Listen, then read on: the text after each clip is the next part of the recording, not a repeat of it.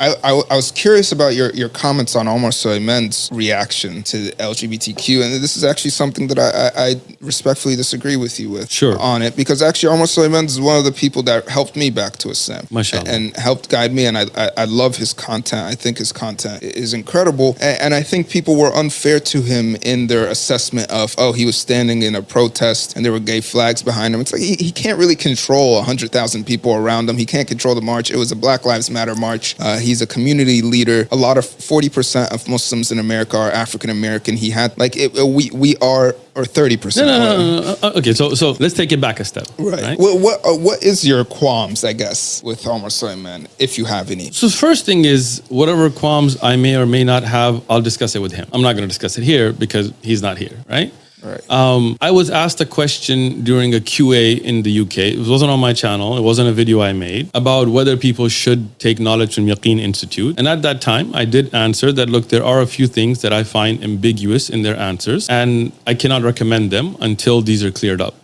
Okay. Having said that, after that time, I have seen a video recently from Dr. Omar Suleiman that he did clarify his views on homosexuality, and he did a good job clarifying that. I have to accredit that. Predating that, there were some lectures that were pretty ambiguous about his stance, especially the one they had at Epic, where they had a whole, I don't know why they did an event about it, and then if you watch the lecture, it's kind of like, it's not a very clear answer.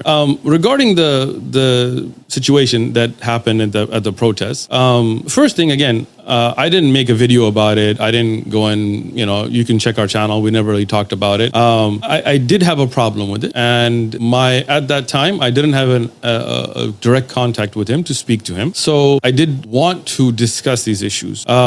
I do have a problem with what happened at the protest, and it wasn't a BLM protest. It was actually in San Diego. It was at the border and by Mexico, and it was about immigrant rights. And there were some lesbian priestesses, and you've seen the video, I'm sure. There was a locking arms with them, and I realized he backed out afterwards, but he did lock arms with them. There was a Muslim sister who was wearing the khimar as well with him, and she had a cross. Rahim, can you pull up the video if you can? I mean, you can. Out of respect for Dr. Omar, you may not want to, but if you like to, go ahead.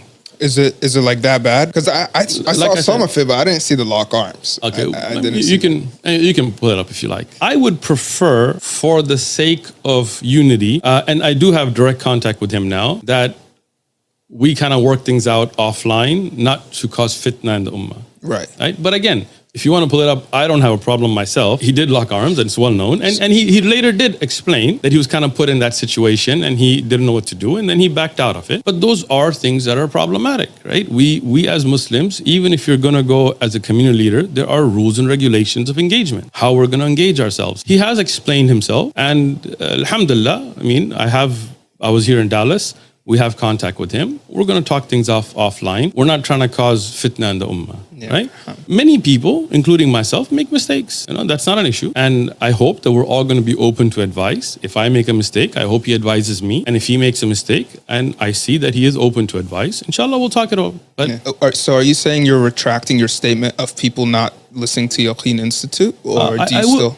I will say this, that we are making progress to clarifying some of those issues. And inshallah, as those things all get worked out, we'll make some statements together. Okay, inshallah. Yeah.